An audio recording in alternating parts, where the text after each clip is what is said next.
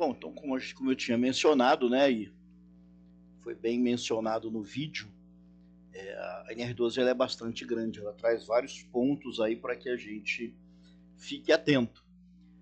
Nessa primeira parte, no módulo 1, esse primeiro vídeo que a gente assistiu, tá, que sextou com NR, né, tá trazendo aí princípios gerais e toda aí a NR12 de uma forma mais detalhada.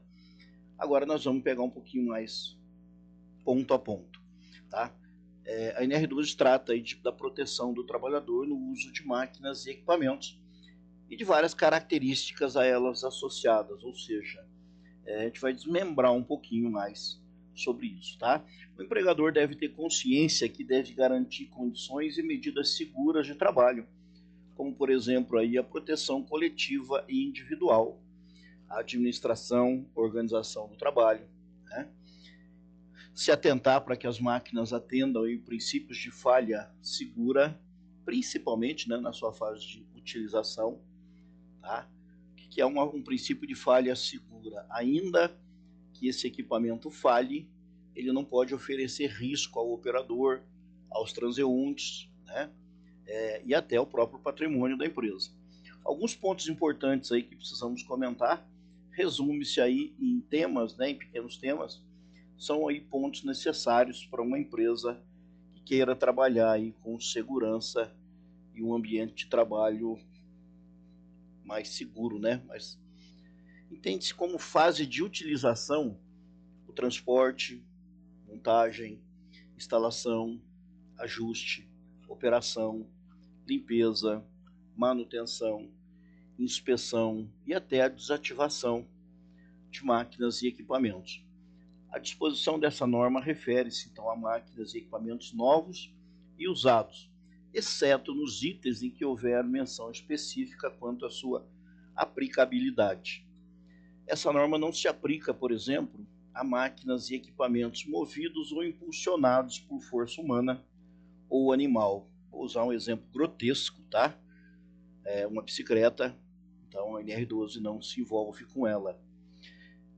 Aqueles equipamentos expostos em museus, feiras e eventos, né, com finalidade histórica, considerado aí como antiguidade, né, e que não sejam mais empregados para fins de produção, desde que sejam adotadas medidas que garantam a preservação da integridade física de quem está expondo e dos próprios visitantes, tá?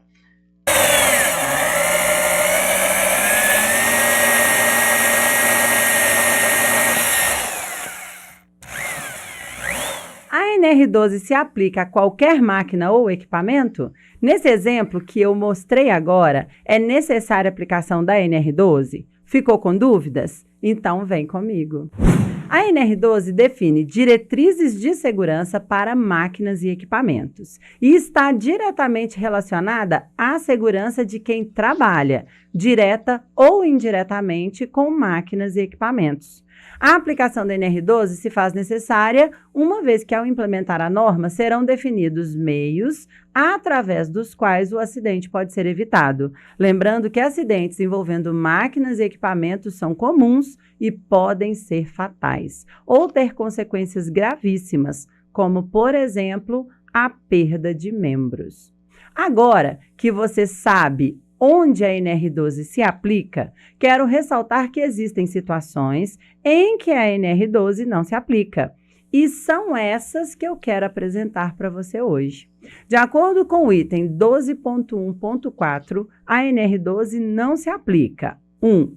Às máquinas e equipamentos movidos ou impulsionados por força humana ou animal.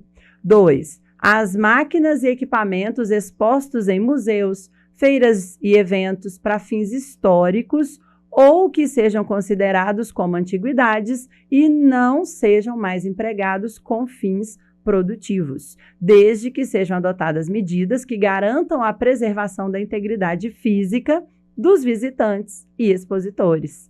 3. Às máquinas e equipamentos classificados como eletrodomésticos. 4. Aos equipamentos estáticos. 5. Às ferramentas portáteis e ferramentas transportáteis, semi-estacionárias, operadas eletricamente, que atendam aos princípios construtivos estabelecidos em norma técnica tipo C, parte geral e específica, nacional ou, na ausência desta, em norma técnica internacional aplicável. 6. As máquinas certificadas pelo Inmetro, desde que atendido todos os requisitos técnicos de construção relacionados à segurança da máquina. Conforme citado acima, as máquinas referidas não precisam aplicar NR12.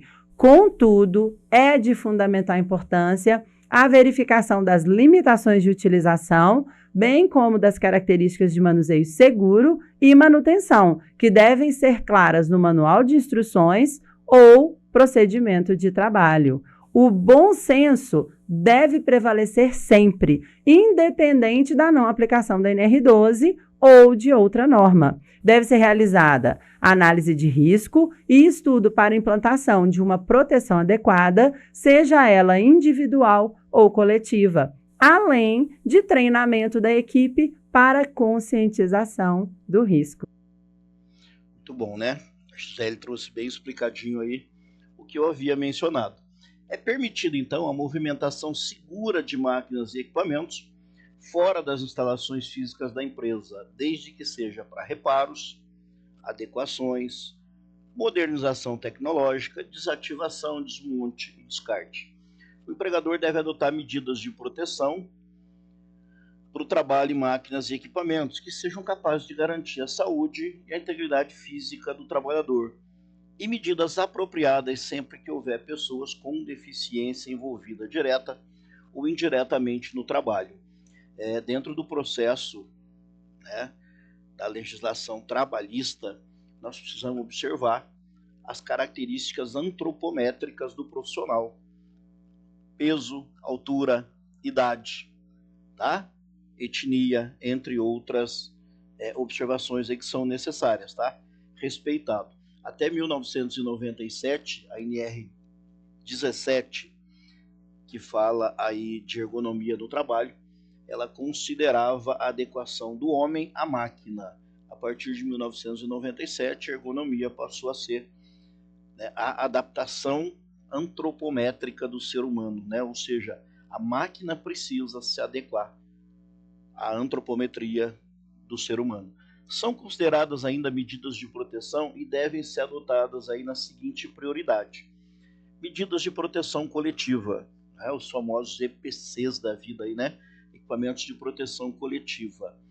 Na ausência desses, ou se esses não resolverem, a gente entra com medida administrativa ou de organização do trabalho, tipo normas, procedimentos, instruções de trabalho, né? Passo a passo da atividade, tá? Na ausência ou se medidas administrativas ou de organização do trabalho não resolverem, medidas de proteção individual, os nossos EPIs da vida, né? Na aplicação dessa norma e dos seus anexos, né, são 12, muitos anexos aí, deve-se considerar a característica da máquina e equipamento, a característica do processo e, claro, a apreciação do risco, né? E o estado da técnica. Qual que é a técnica aplicada para levantamento do risco, né? APR, RASOP, árvore de falhas, né? Independente de qual seja a técnica aí, mas ela precisa ter uma técnica aplicada e evidenciada.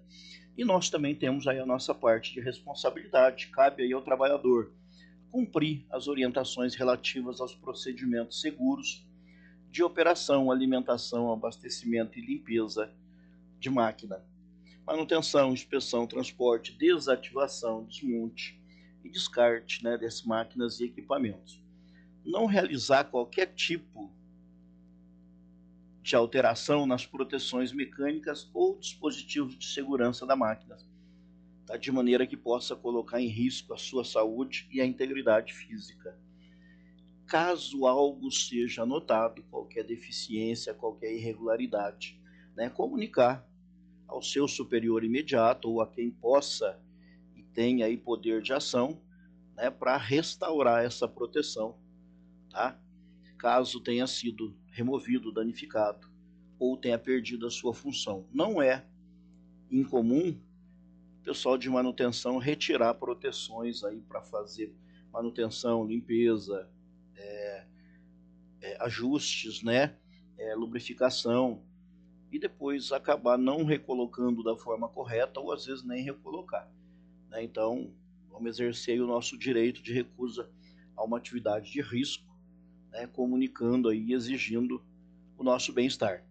Participar dos treinamentos fornecidos pelo empregador, né, para atender exigências aí descritos nessa norma. E com isso eu vou terminando aqui o segundo vídeo, né, do módulo 1, falando aí de disposições específicas, né, da NR. Aí eu vou estar te acompanhando até o final desse treinamento. Então a gente se vê daqui a pouco, ou pelo menos a gente interage daqui a pouco. Até já!